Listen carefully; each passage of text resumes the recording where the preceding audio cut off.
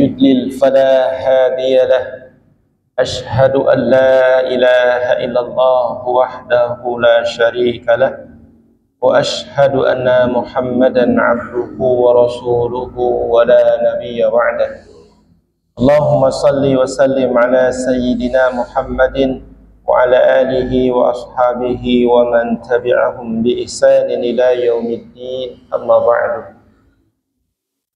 Alhamdulillah, kita bersyukur kepada Allah Subhanahu wa taala atas berbagai nikmat yang telah dianugerahkan kepada kita semua.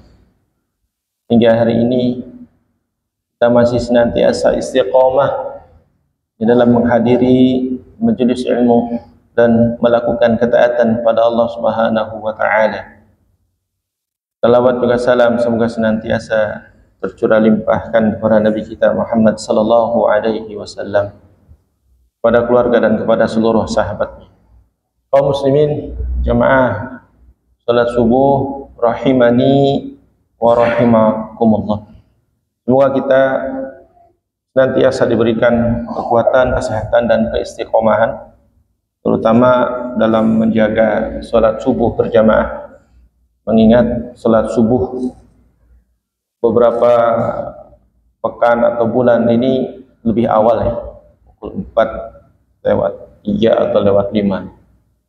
Kalau tidak berjaga dengan sebaiknya pasti terlewat, sehingga kita tidak mendapatkan keutamaan salat subuh berjamaah, termasuk tidak mendapatkan 2 rakaat sebelum subuh yang kata Nabi adalah ibadah salat yang lebih baik daripada dunia dan seisinya. Semoga kita senantiasa memberikan perhatian yang sungguh-sungguh dalam hal ibadah, karena itu adalah sesuatu yang kita bisa harapkan untuk mendapatkan ridha Allah Ta'ala dan selamat di akhir nanti. Kaum muslimin rahimakumullah, pada kesempatan hari ini kita masuk kajian tafsir juz amma surah baru, yakni surah Abasa. Surah ini adalah surah yang ke-80 di dalam Al-Quran, termasuk juga kategori surah Makkiyah, diturunkan di kota Mekah. Insyaallah surah ini akan kita bahas 2 pertemuan ya, terbagi dalam 3 paragraf yang ada 42 ayat. Pada hari ini kita akan bahas tafsir surah Abasa ayat ke-1 sampai ayat ke-16. Paragraf pertama sesuai dengan dibagi oleh Syekh Ibnu Utsaimin rahimahullahu taala. A'udzu billahi minasyaitonir rajim. Bismillahirrahmanirrahim. Abasa wa tawalla. Dia, yakni Muhammad, yang berbuka masam dan berpaling. Anja'ahul a'ma, ketika datang seorang yang tunanetra, yakni yang buta. Wa ma yudrika la'allahu yazzakka, apakah kamu tahu bahwa dia hendak mensucikan dirinya? Aw yadzakkaru fatanfa'ahu dzikra, dan dia hendak mempelajari satu ilmu dan ingin menjadikan ilmu itu bermanfaat bagi dirinya. Amma man istaghna, adapun orang-orang yang berkecukupan, fa anta lahu tasadda, maka kamu menjadi pelayan baginya. Wa ma 'alaika alla yazzakka, padahal tidak ada celaan bagimu kalau dia tidak beriman atau mensucikan diri. Wa amma man ja'aka yas'a, dan adapun orang yang datang dengan bersegera, wa huwa yakhsha, dan dia dalam keadaan takut kepada Allah Ta'ala, fa anta anhu talaha, sedangkan kamu menghindar daripadanya. Kala innaha tadhkirah, sekali-kali tidak, sesungguhnya ilmu Allah atau ajaran agama Allah adalah suatu peringatan. Faman syaa dzakara, bagi siapa yang menghendaki untuk mengambil pelajarannya. fi suhufim mukarramah, di dalam kitab-kitab yang mulia, marfu'atin mutahharah, yang ditinggikan dan disucikan, bi aidi safarah, di tangan para penulis, yakni para malaikat, kiramin bararah, yang mulia lagi, yang banyak bakti. Kaum muslimin rahimahullah, Syekh Ibnu Utsaimin rahimahullah taala memberikan tafsir dalam ayat-ayat ini. Yang pertama adalah abasa wa tawalla. Ad-dhamir ya'udu ila Rasulillah sallallahu alaihi wasallam. Ya, kata ganti orang di sini yang dimaksud adalah kembali kepada Rasulullah sallallahu alaihi wasallam. Ya, ketika itu Nabi sallallahu alaihi wasallam abas, yakni bermuka masam. Ya. Ma makna abas? Apa itu abas? Abas yakni kalaha fi wajhi, bermuka masam di wajahnya. Itu mengkerutkan antara kulit di antara dua mata. Kalau secara bahasa apa ya? Mengkerutkan kulit di antara dua mata. Bermuka masam. Yakni istinqar syai', ya, mengingkari sesuatu biwajhihi, dengan wajahnya. Mengingkari sesuatu, menolak sesuatu dengan isyarat wajahnya. Ya, itu adalah makna abas. Ya, atau juga tadi memiliki makna secara bahasa dalam mengkerutkan kulit di antara dua matanya. Jadi ketika itu Nabi Muhammad SAW memperlihatkan wajah yang masam. Ya, seperti itulah kira-kira tadi ketika kita mengkerutkan kulit di antara dua mata kita. Wa ma makna tawadda? Dan apa arti tawadda? Tawadda itu adalah a'radha, yakni berpaling. Nabi mengerutkan wajah kemudian berpaling. Ya. Dalam arti ayat ini adalah merupakan teguran dari Allah Subhanahu wa taala kepada Nabi kita Muhammad sallallahu alaihi wasallam. Karena ketika itu Nabi bermuka masam lalu berpaling, yakni dari seseorang. Ya. Kita nanti lihat dalam tafsirnya kenapa Nabi melakukan hal tersebut. Ya. Kapan Nabi bermuka masam dan berpaling? Anja'ahul a'ma, ketika datang orang yang buta, yakni yang tunanetra. Ya. Al-a'ma, orang yang buta itu adalah Abdullah bin Amr bin Ummi Maktum radhiyallahu anhu. Abdullah bin Amr bin Ummi Maktum yang datang menemui Nabi sallallahu alaihi wasallam. Ketika itu kemudian Nabi bermuka masam kepadanya. Dan Abdullah bin Ummi Maktum adalah seorang yang tunanetra. Ya, dia seorang yang buta. Fa innahu jaa'a ila Nabi sallallahu alaihi wa alihi wasallam qabla al-hijrah wa huwa fi Makkah. Ketika itu beliau datang menemui Nabi sallallahu alaihi wasallam sebelum hijrah. Ya, ketika masih berada di kota Makkah. Jelas sekali ya, ayat ini adalah Makkiyah. Sebelum Rasulullah hijrah ke qabla al-hijrah, masih di kota Makkah. Abdullah bin Ummi Maktum menemui Nabi sallallahu alaihi wasallam. Wa kanna indahu qaumun min udhama'u Quraisy. Ketika itu, ya, ketika Abdullah bin Ummi Maktum mendatangi Rasulullah sallallahu alaihi wasallam, Rasulullah sedang di sisi kaum atau para pembesar orang-orang Quraisy. Di antaranya adalah ada Umayyah bin Khalaf, ya, ada Abu Jahal dan sebagainya, Abdullah bin Abbas, Abdul Muttalib dan sebagainya. Para ulama Quraisy. Nabi sedang bersama para pembesar Quraisy. Ya, dalam waktu yang sama Abdullah bin Ummi Maktum datang. Dan Abdullah bin Ummi Maktum memotong Nabi sallallahu alaihi wasallam ketika sedang berbicara karena beliau tidak bisa melihat. Ya. Karena berkali-kali memotong perkataan Nabi sementara Nabi sedang berada di hadapan para ulama Quraisy, para pembesar Quraisy, maka Nabi bermuka masam dan berpaling dari Abdullah bin Ummi Maktum. Kenapa? Yatma'un Nabiyyu sallallahu alaihi wasallam fi islamihim. Karena Nabi sedang mengharapkan keislaman mereka, keislaman para ulamaul Quraisy, para pembesar Quraisy. Ya, mungkin Abdullah bin Maktum tunggu sebentar. Di hadapan saya sedang ada para pembesar Quraisy yang aku harapkan dia masuk Islam. Kamu tunggu sebentar ya. Tapi karena motong terus, akhirnya Rasul bermuka masam dan berpaling daripadanya. Ya.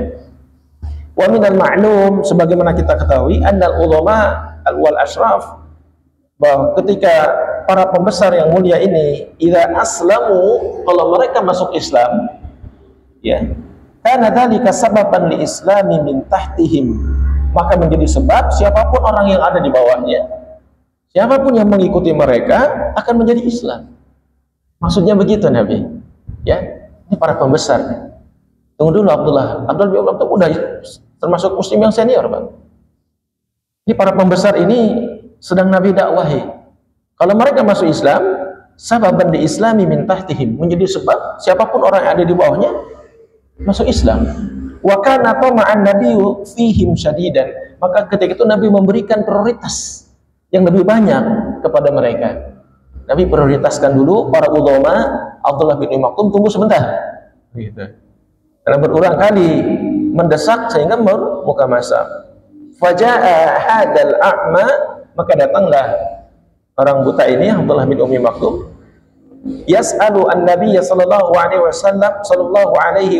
wasallam, dan bertanya kepada Nabi sallallahu alaihi wasallam, wa dzakaru annahu kana yaqul, dia mengingat bahwa Nabi pernah berkata, "Allimni mimma 'allamaqallah." Ajarilah aku tentang apa saja yang telah diajarkan Allah Ta'ala kepadamu. Ya, Abdullah bin Maktum ingat pernah mengatakan demikian. Ajarilah aku ya dari apa yang telah Allah Ta'ala ajarkan kepadamu. Wa yastaqra an-nabi sallallahu alaihi wasallam, fakana Nabi sallallahu alaihi wasallam ya'rid. Maka Abdullah bin Maktum meminta agar Nabi membacakan ayat kepadanya. Ya, tetapi Nabi sallallahu alaihi wasallam berpaling atau menolak anhu darinya, bahkan abasa fi wajhihi, berpaling sambil wajahnya masam, tidak polos, dikerutkan gitu wajahnya. Kalau polos kan berpaling saja, tapi sambil dikerutkan wajahnya. Kenapa? Raja'an wa tama'an fi islami haula'il udhama, karena sedang berharap dan memprioritaskan agar para pembesar ini masuk Islam. Begitu maksudnya, ya. Wa ka'annahu khafa anna haula'il udhama'u yazdaruna an-nabiy sallallahu alaihi wasallam idza wajjaha wajhahu li hadzal rajulil a'ma. Karena Nabi sallallahu alaihi wasallam khawatir. Nabi khawatir kalau para pembesar ini akan mencela Nabi sallallahu alaihi wasallam ketika Nabi hadapkan wajahnya kepada orang yang buta ini. Lalu Nabi berpaling dari para pembesar Quraisy.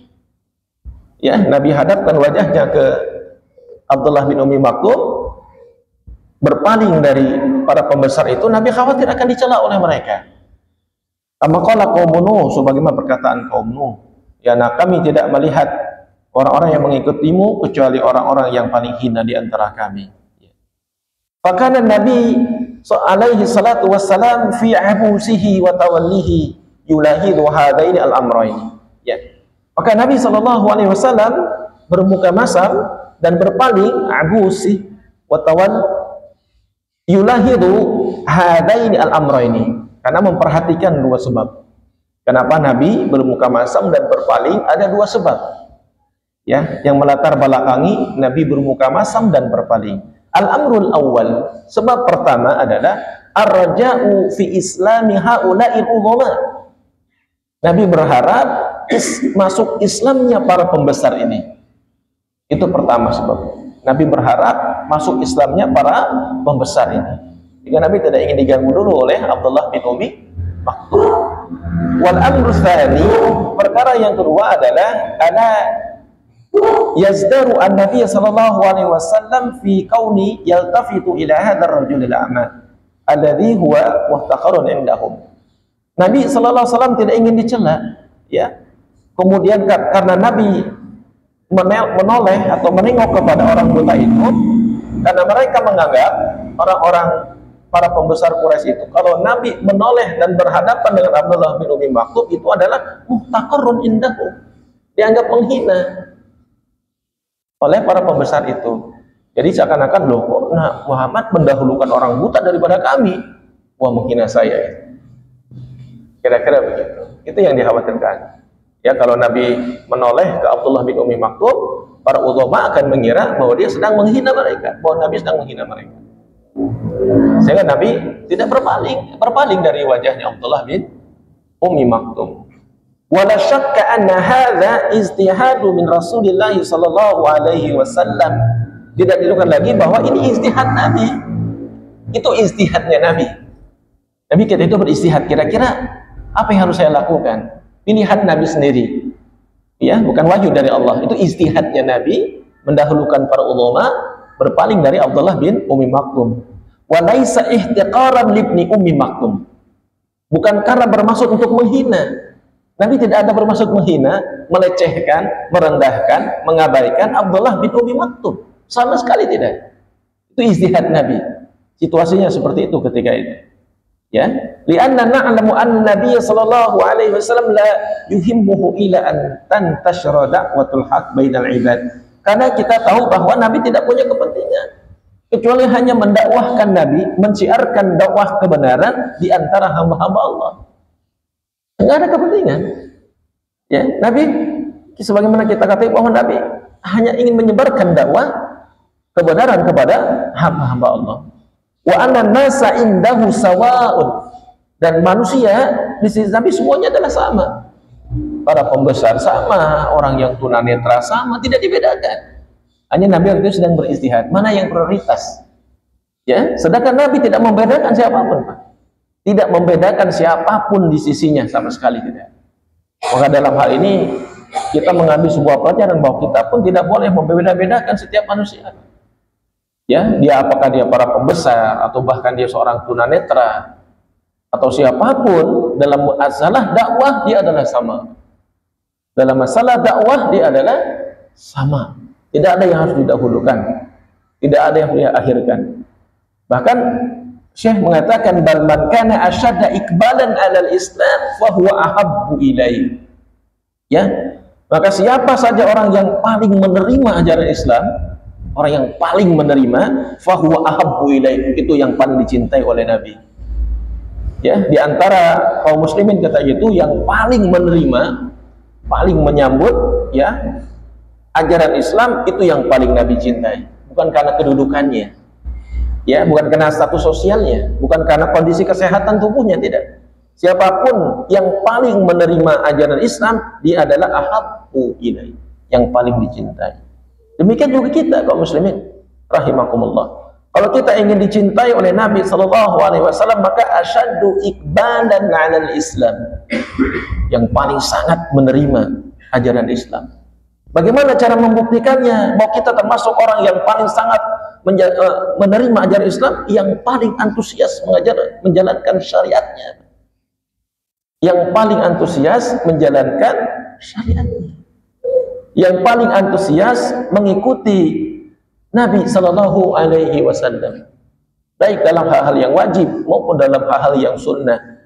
Maka orang-orang yang paling menerima ajaran Islam, dalam arti dia paling antusias mengerjakannya, fahuwa ahabbu ilaihi, dicintai Nabi. Bukankah setiap kita ingin dan berharap dicintai ya Pak? Bahkan kita lihat kaum muslimin ketika sedang berada di Raudhah, bagaimana reaksi mereka? Bagaimana menahan diri untuk berlama-lama di tempat itu? Ya, dan bahkan ingin melakukan sesuatu yang menunjukkan rasa cinta kepadanya. Para Nabi mengatakan orang-orang yang dicintainya adalah asyaddu iqbalan 'alal Islam, yang paling menerima ajaran Islam, dalam arti paling antusias mengerjakannya. Hada ma na'taqiduhu fi Rasulillah sallallahu alaihi wasallam. Inilah yang kita yakini dari Rasulullah sallallahu alaihi wasallam. Ya. Kemudian pada ayat berikutnya, wa man yudrika ayyu syai'in yuribuka an yatazakka hadzal rajul wa yaqwa imanuhu. Makna wa ma yudrika yaitu adalah sesuatu apa yang menyebabkan kamu ragu, yakni Nabi, bahwa dia orang buta tadi ya tidak akan mensucikan dirinya, ya tidak lebih antusias dalam menerima ajaran Islamnya, bahkan akan menyebabkan imannya menjadi kuat, yaqwa imanu. Apa yang meragukan Nabi? Mungkin Nabi meragukan, ya Abdullah bin Maktum, bentarlah ini nih, karena uzoma ini para pembesar kayaknya imannya bakal bagus nih. Ya, apa yang meragukan Nabi? Abdullah bin Maktum tidak menjadi lebih kuat imannya karena jawaban Nabi kepadanya, la'allahu, ya, ay la'alla ibnu ummi Maktum, ya, semoga Ummi ibnu Maktum ya zakka, yakni yatatahharu minadz-dzunub, ya zakka yakni yatatahharu minadz-dzunub, membersihkan dirinya dari dosa, wal akhlaq allati la taliqu bi amsalihi, dan akhlak yang buruk atau yang tidak layak berada pada dirinya. Jadi kedatangannya Abdullah bin Ummi Maktum hendak mensucikan dirinya dari dosa dan memperbaiki akhlak yang tidak pantas ada pada dirinya. Itu tujuannya. Dan bahkan hal itu bisa menyebabkan yaqwa imanu, menjadi kuat keimanannya. Ya. Kemudian fa idza kana hadza huwal marju, maka apabila inilah yang menjadi harapannya Abdullah bin Ummi Maktum, fa innahu ahaqqu an yaltafita ilaih, maka dia, Abdullah bin Ummi Maktum, lebih berhak untuk Nabi menoleh kepadanya. Ya, lebih berhak yang ditoleh adalah orang yang berpotensi memiliki kekuatan iman, ya, dan datang dengan penuh harapan agar bisa membersihkan diri dari dosa dan sekaligus membersihkan diri dari akhlak yang tidak pantas pada dirinya. Udah jelas, ya, Abdullah bin Ummi Maktum kedatangannya sudah jelas. Karena para ulama itu tidak jelas. Maka Abdullah bin Ummi Maktum mestinya menjadi ahaqqu an yaltafita ilaih, lebih berhak untuk Nabi menoleh kepadanya daripada kepada para ulama. Ya, makanya dalam tafsir yang lain, Nabi ketika bertemu Abdullah bin Ummi Maktum mengatakan, wahai orang yang menyebabkan aku ditegur oleh Allah Ta'ala. Ya. Kemudian kaum muslimin rahimahumullah, amma man istaghna,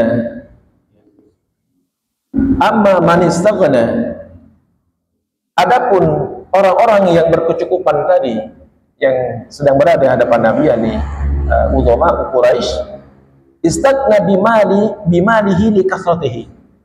Ya, mereka berkecukupan karena hartanya sangat banyak sekali.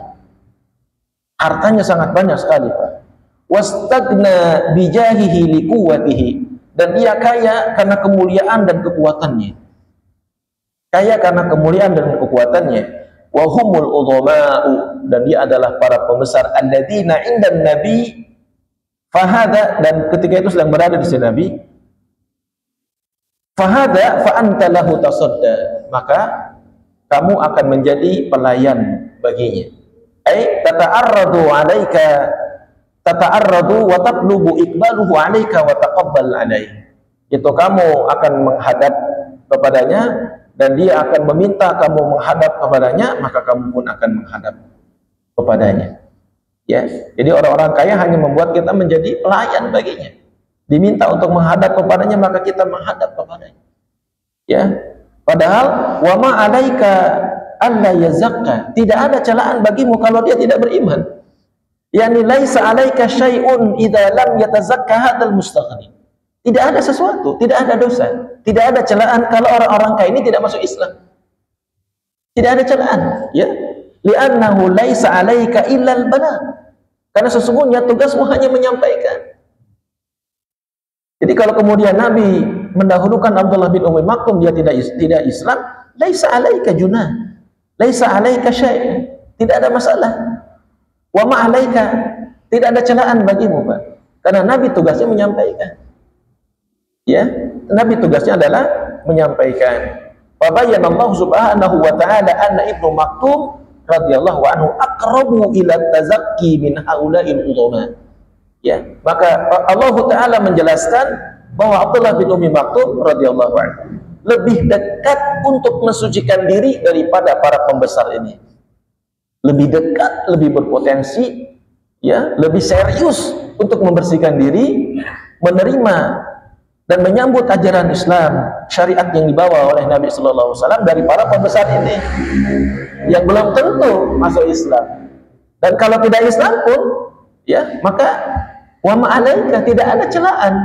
Karena kenapa? Tugas Nabi adalah illal balagh, ya, hanya menyampaikan. Tugas kita itu. Tugas kita hanya menyampaikan. Karena dakwah itu adalah tugas yang menyampaikan. Maka ketika ada dua orang yang berhadapan dengan kita, tidak boleh kita pilih-pilih. Yang harus kita prioritaskan adalah aqrabu ila tazakki. Di mana di antara mereka yang lebih serius untuk menerima ajaran agama. Ya, maka tidak membeda-bedakan status sosial, tidak membeda-bedakan keadaan kondisi fisiknya, yang normal ataupun yang tunanetra. Kita layani bersama dalam urusan dakwah. Ya, karena tidak ada celaan kalau orang-orang kaya itu tidak masuk Islam. Ya, itulah yang tadi saya sampaikan ketika Nabi SAW bertemu dengan Abdullah bin Maktum, wahai orang yang menyebabkan aku ditegur oleh Allah Subhanahu wa Ta'ala. Itu ya. Itulah diantara kemaksuman Nabi SAW bahwa Rasulullah ketika salah dia adalah langsung ditegur. Dan sekaligus memberikan pelajaran kemudian kepada kita semua dari peristiwa itu. Ya. Wa anna haula'i idza lam yatazaqqu ma'a iqbali rasuli alaihi assalatu wassalam fa innahu laisa alaihi minhum syai'. Ya. Karena para pembesar itu kalau tidak masuk Islam atau tidak menerima dakwahnya Nabi, maka tidak ada sesuatu, tidak ada celaan bagi Nabi itu. Tidak ada celaan. Ya, gara-gara Rasulullah mendahului Abdullah bin Umi Maktum, jadi mereka tidak Islam. Tidak ada celaan. Karena tugas Nabi hanya menyampaikan. Ya. Yakni laisa 'alaika syai'un idza lam yatazakka hadzal mustaqim. Ya. Tidak ada celaan bagimu kalau orang kaya itu tidak masuk Islam. Lianna itsmahu 'ala nafsihi wa laisa 'alaika illa al-balagh. Karena dosa mereka itu untuk diri mereka sendiri. Dosa mereka atas menolak dakwah Nabi itu untuk diri mereka sendiri. Wa laisa 'alaika, bukan untukmu, bukan untuk Nabi. Tugasmu adalah al-balagh, hanya menyampaikan. Nabi khawatir kalau tidak Islam, ya, para pembesar Quraisy menyebabkan dia menjadi tercela, mendapatkan dosa. Tidak. Dosa itu adalah menjadi dosa pada diri mereka yang menolak dakwah Rasul. Tugas kamu adalah hanya menyampaikan. Sebagaimana kekhawatiran para ulama, ya, para asatidz ketika menyampaikan dakwah kepada kaum muslimin, pasti ada rasa khawatir. Rasa khawatir kalau dakwahnya tidak diterima, kemudian menjadi yang tercela, menjadi yang terhina. Padahal tugas kita adalah hanya menyampaikan. Apakah dia akan beriman atau tidak, akan taubat atau tidak. Walaisa 'alaika, tidak ada celaan bagimu, karena tugas kita adalah al-balagh, menyampaikan. Baik secara langsung, ya, dakwah bil lisan, menyampaikan secara lisan, ya, melalui mimbar, ceramah, atau melalui nasihat fardiyah gitu ya, atau dakwah yakni bil lisan, atau juga dengan amal perbuatan kita, ya, dengan contoh kepada orang lain.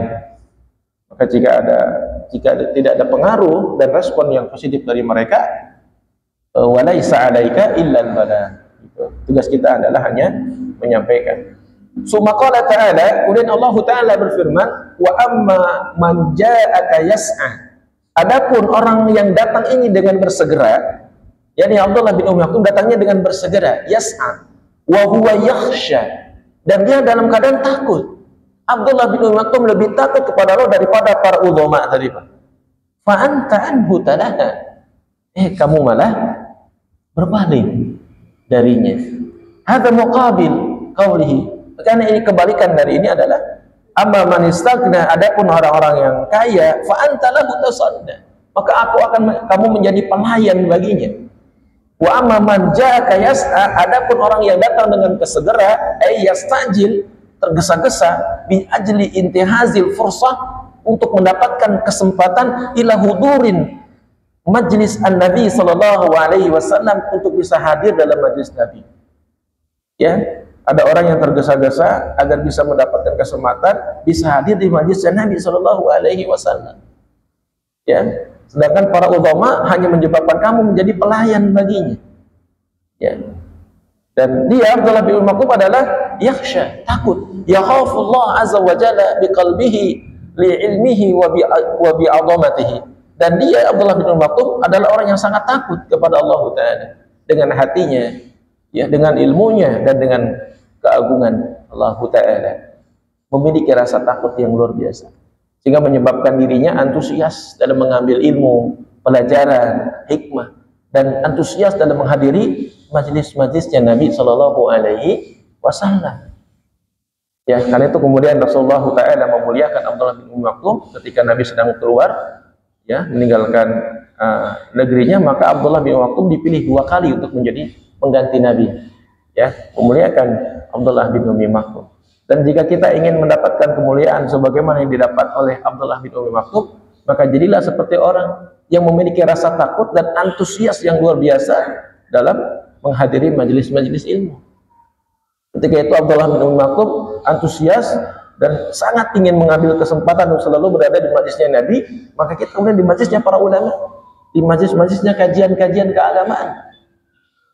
Ya, kalau kita ingin mendapatkan kemuliaan seperti Abdullah bin Ummi Maktum, disertai dengan rasa takut yang melatar belakanginya dia untuk berada di dalam majlis itu. Fa anta anhu talaha, kamu berpaling darinya. Ai tatalaha, berpaling, wa tataghafal, ya, menyepelekan, li'annahu insyaghala bi ru'asa'il qaumi la'allahum yahtadun. Karena Nabi disibukkan dengan para pembesar kaum Quraisy, ya, agar mereka mendapatkan hidayah. Kalla, kata Allah, jangan begitu. La taf'al mithla hadza, jangan kau lakukan seperti ini. Lihada naqul kalla, kan itu dikatakan kalla, ya, itu merupakan huruf di mana kita diperintahkan untuk ucapan kalimat kata untuk meninggalkan perbuatan itu. Ya, Nabi ditegur oleh Allah Ta'ala untuk meninggalkan perbuatan yang telah Nabi lakukan. Padahal itu adalah merupakan sebuah ijtihad yang dilakukan oleh Nabi Shallallahu Alaihi Wasallam. Kemudian indah tadzkirah, sesungguhnya ajaran agama itu adalah peringatan. Tadzkirah, ya. Apa itu innaha? Ajaran agama itu maksudnya adalah al-ayat al-Qur'aniyah. Ayat-ayat Qur'aniyah itu adalah tadzkirah, peringatan. Allati anzalahallahu ala rasulihi sallallahu alaihi wasallam, yang telah diturunkan oleh Allah Ta'ala kepada Nabi Muhammad sallallahu alaihi wasallam. Al-ayat al-Qur'aniyah, ayat Quran adalah tadzkirah, peringatan. Ya, kalau kita merasa ingin diingatkan sehingga kita selamat dari ketersesatan, maka dekatkanlah dengan ayat-ayat Allah. Kita mau membacanya, menghafalnya, mempelajarinya, mentadaburinya, mengamalkannya. Karena dia adalah tazkirah, ya. Ai tudzakirul insan bima yanfa'uhu wa tahussu alaihi. Ya, sesuatu yang dapat mengingatkan seseorang, bermanfaat baginya dan dapat mendorong, memotivasi kepadanya untuk melakukan hal yang baik. Wa tadzakkara lahu, dan Al-Qur'an pun di samping memberikan kita dorongan untuk melakukan hal yang baik, yang positif, wa tadzakkara lahu ma yadulluhu wa tuhadziruhu minhu wa yatta'idu bihal qalbu. Dan ayat Al-Qur'an pun memberikan peringatan kepada kita agar meninggalkan segala sesuatu yang berbahaya, ya, segala sesuatu yang buruk, sehingga dapat menyelamatkan hati setiap kita. Al-Quran akan mengingatkan kita kepada kebaikan dan akan mengingatkan kita dari segala keburukan. Semakin kita meninggalkan dan menjauhinya, maka semakin kita tidak akan mendapatkan pelajaran, ya, sehingga kita tidak tahu dan tidak termotivasi untuk melakukan kebaikan, bahkan boleh jadi kita terjatuh kepada keburukan. Hampir bisa dipastikan kaum muslimin rahimahumullah, orang-orang yang tidak ada motivasi untuk melakukan suatu ibadah dengan baik, bahkan cenderung melakukan hal yang buruk. Kenapa? Karena dia jauh dari Al-Quran. Karena dia jauh dari Al-Quran, ya, tidak mau membacanya, tidak mau mempelajarinya, ya, tidak mau menghafalnya, tidak mau menyentuhnya. Pastikan orang-orang seperti itu tidak akan ada motivasi untuk berbuat baik, ya, bahkan cenderung akan melakukan segala keburukan. Ya, kalau saya, Pak, di dunia pendidikan sangat melihat dan merasakan sekali itu. Ketika anak-anak remaja disuruh baca Quran, yang sudah saya lihat dengan kasat mata, anaknya hanif, baik akhlaknya, selalu hadir di majelis Quran, di masjid. Itu cara baca Qurannya biarpun terbata-bata, lebih terasa di dalam hati daripada mereka yang jauh, tidak pernah lihat di masjid, ya, akhlaknya buruk, disuruh baca, masya Allah. Ada yang tidak bisa sama sekali, ada yang terlihat sekali begitu sangat jauh darinya, maka menjadi sebuah penilaian, pantas saja perilakunya buruk. Karena Al-Quran pun jauh dari hidupnya. Ya, jika Al-Quran dekat dari hidupnya, maka akan ada kebaikan pada dirinya. Kaum muslimin rahimakumullah. Kemudian ayat berikutnya adalah faman syaa'a dzakara. Maka siapa yang menghendakinya, maka ia akan mengambil nasihat atau pelajaran darinya. Faman syaa'a, siapa yang menghendaki, dzakara ma nazala minal mau'izah. Ya, dia akan mengambil pelajaran dan mengambil nasihat yang ada di dalamnya. Wa man syaa'a lam yatta'id liqaulillahi ta'ala. Dan siapa juga yang berkehendak tidak ingin mengambil pelajaran daripadanya. Ya. Maka setiap kita kaum muslimin adalah makhluk yang diberikan kebebasan. Ya, diberikan kebebasan untuk memilih. Sebagaimana firman Allah Taala, wa qulil haqq min rabbikum faman syaa'a falyu'min wa man syaa'a falyakfur. Ya, sesungguhnya al-haq min rabbikum, kebenaran itu adalah dari Tuhanmu. Maka siapa yang berkehendak silakan ia beriman, maka siapa yang berkehendak silakan dia adalah untuk berbuat kufur. Ya, pada manusia, wallahu ja'ala lil-insani al-khiyar. Ya, Allah Taala menjadikan manusia untuk memilih, menerima atau menolak, beriman atau kafir. Tentu yang Allah Taala harapkan secara syar'i, orang-orang kaum muslimin manusia itu adalah beriman kepadanya. Kemudian ia didahului oleh takdir yang menyebabkan dia kemudian kufur, ya, yang menyebabkan kemudian dia meninggalkan syariat dan tidak menerima al-Islam. Kaum muslimin rahimakumullah. Kemudian pada ayat berikutnya Allah Taala mengatakan fi suhufin mukarramah marfu'ah mutahharah, ay anna hadza dzikr alladzi tadammanathu hadhihi al-ayat, bahwa zikir ini yang mencakup segala sesuatu di dalam ayatnya mu'azzamatin indallah, untuk mengagungkan Allah Taala. Wasuhuf jam'u sahaif. Suhuf itu adalah jamak dari sahaif. Wasahaif jam'u sahifa. Dan sahaif itu adalah jamak dari sahifa. Wahiyya ma yuktabu fihi al-qaul. Dan dia adalah apa saja yang ditulis dari berbagai ucapan. Bi aidi safarah, di tangan para penulis. Ya, disimpan di dalam buku yang terjaga. Yang ditulis dalam buku itu apa? Segala perkataan. Siapa yang nulis? Bi'aidi safara, di tangan para penulis. As-safarah di sini adalah al-malaikah.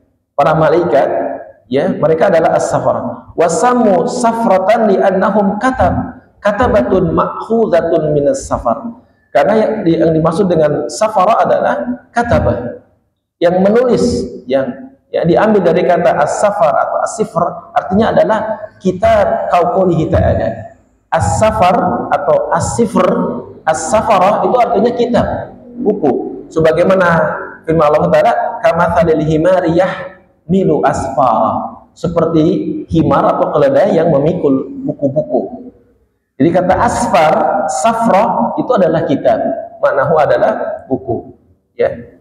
Wakilah dan dikatakan as-safra, yang dimaksud dengan safra itu adalah al-musaqa bainallah wa baina khalqih. Ya, sesuatu yang ada di pertengahan di antara Allah Taala dan makhluknya, itu ya. Wasafu minas safir, yang dimaksud dengan safir adalah sesuatu yang ada di tengah di antara manusia. Maksudnya adalah apa? Maksudnya adalah para malaikat yang menulis tadi adalah mereka yang menjadi penghubung, menulis segala amal perbuatan manusia, kemudian melaporkannya kepada Allah Subhanahu wa Ta'ala, walaupun Allah Ta'ala sudah mengetahui, ya, ketika ia nulis dan bahkan sebelum ia menulis. Lalu kaum muslimin rahimakumullah, setiap amal perbuatan yang kita lakukan dari setiap harinya, dari mulai bangun tidur sampai tidur lagi, bi'aidi safara, ada malaikat yang menulis. Ya, jadi safara itu menulis kitab, katabah, menulis, Pak. Dan dia akan tulis seluruh amal perbuatan kita, dan kemudian akan dibawa oleh Allah Ta'ala kepada Allah Ta'ala, dan Allah Ta'ala mengetahui apa yang telah ia kerjakan bahkan sebelum ditulis oleh malaikat. Yuballighunahu ilallahi azza wa jalla, disampaikan tulisan itu kepada Allah Ta'ala. Wallahu Ta'ala alimun bihi hina kitabatihi wa qabla kitabatihi. Dan Allah mengetahui ketika ia nulis, bahkan sebelum ia menulis. Ya, ini menunjukkan bahwa bukan berarti Allah membutuhkan para malaikat. Kiram, kata kiram, kiram fi akhlaqihim, yang mulia dalam akhlaknya. Kiramun fi khalqihim, mulia dalam penciptaannya. Li'annahum ala ahsani khilqah, karena dia adalah sesuatu atau makhluk yang diciptakan dengan sebaik-baik makhluknya. Ya, wala ahsani khulqin, sebaik-baik penciptaannya. Jadi malaikat itu kaum muslimin rahimakumullah adalah ahsan khilqah, sebaik-baik penciptaannya. Ahsan khuluqin, sebaik-baik khuluknya, akhlaknya al malaikah itu. Bararah itu adalah jamak dari bur, wa huwa katsirul fadli wal ihsan, banyak keutamaan dan banyak kebaikannya. Kiram menunjukkan kesempurnaan akan ciptaannya, bararah menunjukkan banyak akan kebaikannya. Itulah para malaikat. Walhada wasafallahu malaikat, dan demikianlah Allah Ta'ala mensifati para malaikat. Jadi kalau kita ingin tahu seperti apa malaikat, dia adalah sebaik-baik ciptaannya, sebaik-baik akhlaknya. Bahkan ditambahkan lagi bararah, yang paling banyak keutamaan dan paling banyak kebaikannya. Ya, para malaikat. Allah mensifatkan para malaikat demikian, kiram, ya mulia, katibin yang menulis, ya'lamuna ma taf'alun, dan mengetahui apa semua yang kita kerjakan. Mengetahui semua yang kita kerjakan. Wa annahum alaihim as-salatu wassalam, dan mereka para malaikat salawat salam kepada mereka, la yastakbiruna an ibadatillah, tidak angkuh ya dari mengerjakan ibadah kepada Allah, wala yastahsirun, dan tidak pernah merasa capek. Ya, maka dia adalah makhluk yang paling mulia, Pak. Dia tidak pernah angkuh dalam beribadah, yakni para malaikat tidak pernah merasa capek. Yasbahuna al-laila wan nahar wala yaftarun, dia bertasbih di malam hari dan di siang hari dan tidak pernah putus. Yakni para malaikat. Wa hadhil ayat, dan ayat ini fiha ta'dibun minallahi azza wa jalla, ya sebagai penghormatan Allah Ta'ala.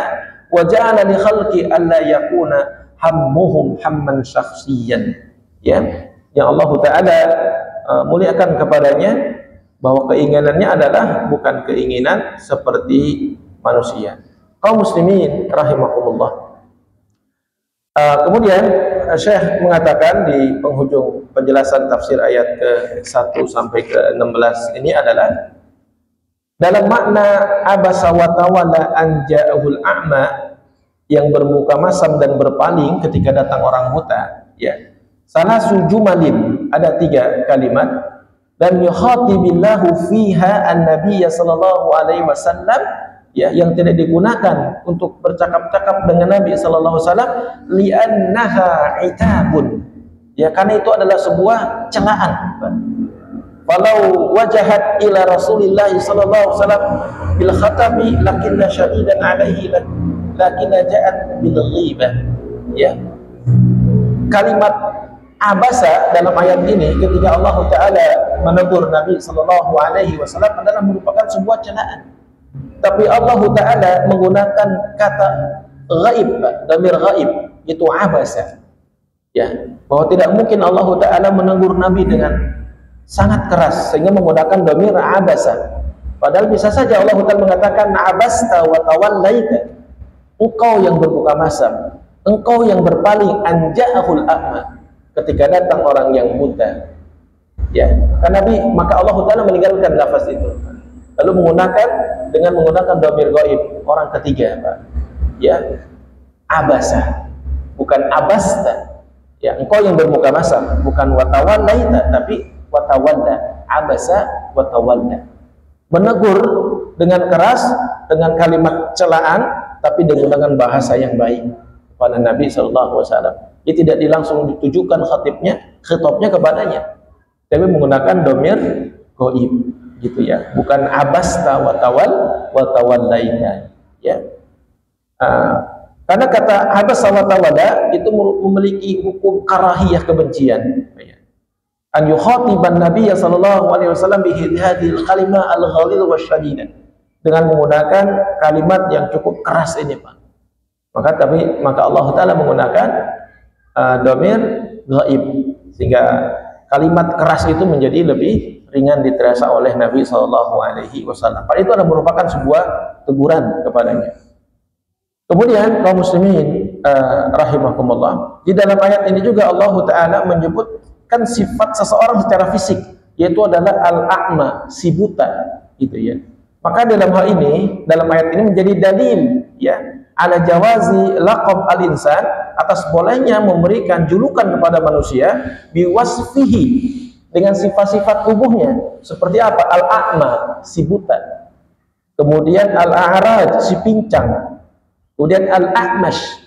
A'mash itu orang yang matanya ngelihatnya tidak jelas dan sering berair. Al-a'mash itu. Wa qad kana ulama yaf'aluna hada, dan para ulama melakukan itu. Jadi diperbolehkan memanggil seseorang dengan laqab, ya, dengan laqab sesuai dengan sifat-sifat tubuhnya. Al-A'raj an Abi Hurairah, para ulama dari Al-A'raj, ya, dari Abi Hurairah. Wal A'mash an Ibni Mas'ud. Kita sering mendengar Pak ya, di dalam riwayat-riwayat hadis, gitu ya. Sanad-sanadnya ada ada nama Al-A'raj, Al-A'mash atau Al-A'ma. Ya, itu menjadi dalil diperbolehkan yang memanggil laqab. Ya. Kemudian ahlul ilmi berkata, ahlul ilmi wal laqab bil aib idza kana al maqsud bihi ta'yin asy-syakhsi fala ba'sa bihi. Mau ngambil laqab, gelar-gelar, panggilan-panggilan dengan aib, dengan kecacatannya, apabila yang dimaksud adalah untuk menjadikan mencirikan seseorang itu, maka tidak masalah, memudahkan untuk mengetahui dirinya. Ya, lebih mudah dikenal dirinya itu. Wa amma idza kana al-maqsud ta'yir as-syakhs fa innahu haram. Kalau yang dimaksud adalah penghinaan, ledekan, maka itu adalah haram yang dimaksud. Ya, tapi kalau yang dimaksud adalah lebih mudah dikenal, ya, kalau disebut ada di satu kampung orang buta yang baik, si buta, orang sekampung pasti langsung mengenalnya daripada menyebutkan namanya. Ya, karena dimaksudkan untuk memudahkan untuk mengetahui identitasnya. Tapi kalau yang dimaksud adalah untuk menghinanya, maka adalah itu haram, perbuatan haram, begitu ya.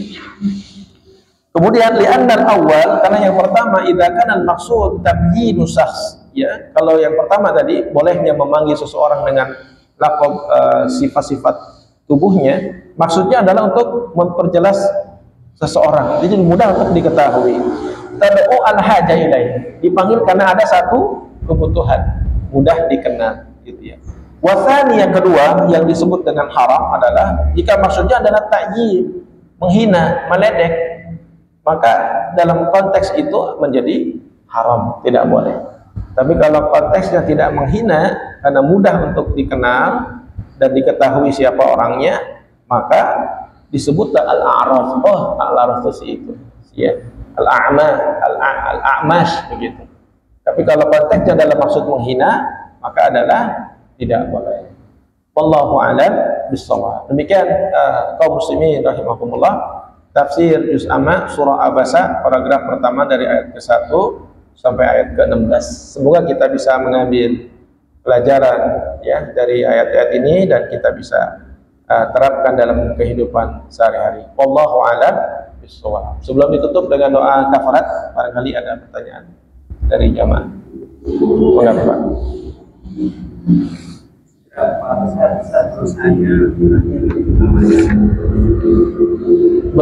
Dosanya, baik.